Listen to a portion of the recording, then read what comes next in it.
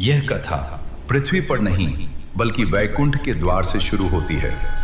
4 ब्रह्म कुमार भगवान विष्णु से मिलने आए थे, लेकिन भगवान विष्णु के द्वारपाल जया और विजया ने उन्हें रोक दिया।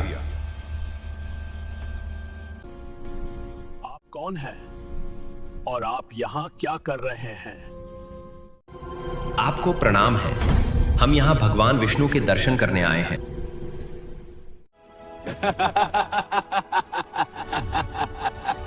तुम भिखारियों, ये जगह तुम्हारे जैसे अधनंगे लोगों के लिए नहीं है। यहाँ से चले जाओ। इस अपमान से क्रोधित होकर ऋषियों ने द्वारपालों को श्राप दिया कि वे अपनी दिव्यता खो दें और मनुष्य के रूप में जन्म लें।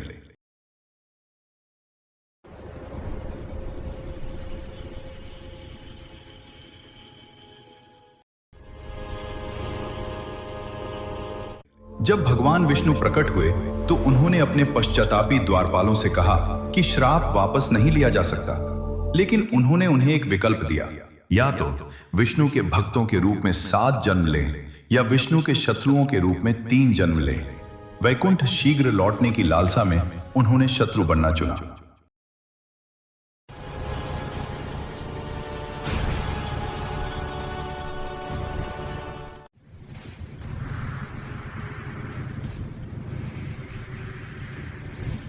अपने पहले जन्म में वे राक्षस भाई हिरण्यकशिपु और हिरण्याक्ष के रूप में पैदा हुए। छोटे भाई हिरण्याक्ष ने भगवान ब्रह्मा को प्रसन्न करने के लिए कठोर तपस्या की। जब भगवान ब्रह्मा प्रकट हुए तो हिरण्याक्ष ने एक वरदान मांगा, अजेयता। उसने उन सभी प्राणियों की सूची बनाई जो उसे मार नहीं सकते थे।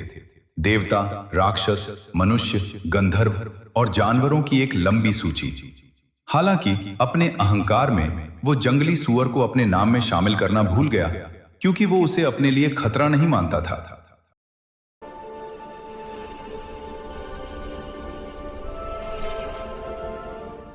इस वरदान से शक्ति प्राप्त करके हिरण्याक्ष ने पूरे ब्रह्मांड में आतंक मचाया।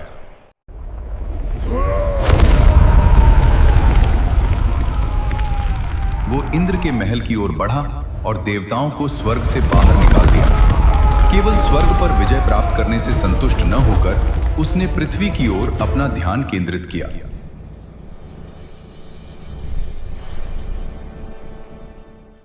हिरण्याक्ष ने पृथ्वी का अपहरण कर लिया। वो उसे ब्रह्मांड के सबसे गहरे असीम सागर में खींच ले गया।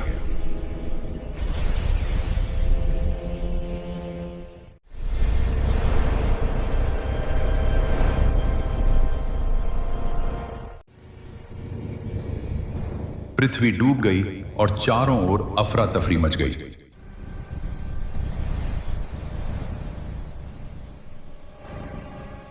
पृथ्वी के बिना जीवन संभव नहीं था।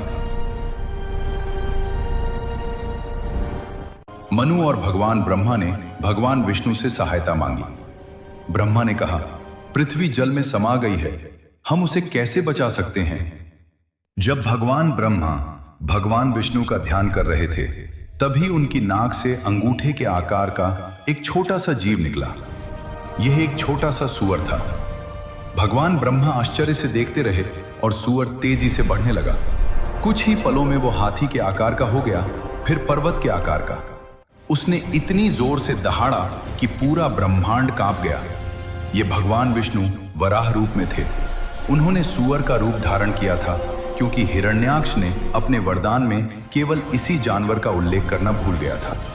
भगवान वराह ने ब्रह्मांडीय सागर में इतनी जोरदार छलांग लगाई कि पूरे ब्रह्मांड में ज्वारीय लहरें उठ उठी। वे बिल्कुल तल तक तैर कर गए और वहां भूदेवी को कीचड़ में कांपते हुए पाया।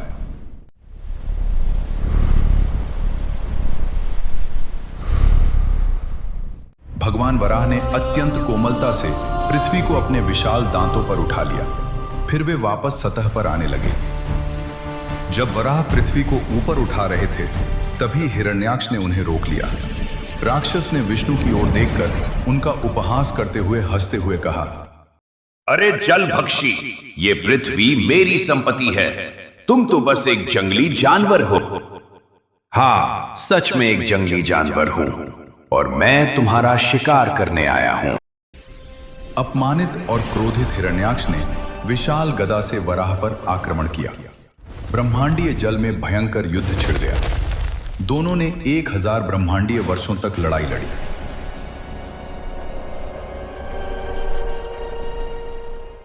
हिरण्याक्ष ने जादू से राक्षसों और तूफानों का भ्रम पैदा किया, लेकिन वराह ने अपने सुदर्शन चक्र से उन्हें सहजता से नष्ट कर दिया।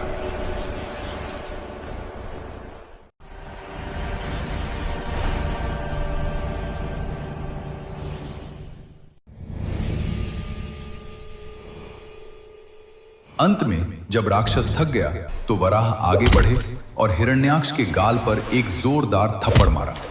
प्रहार इतना जोरदार था कि उससे राक्षस की खोपड़ी चकनाचूर हो गई और उसकी मौके पर ही मौत हो गई।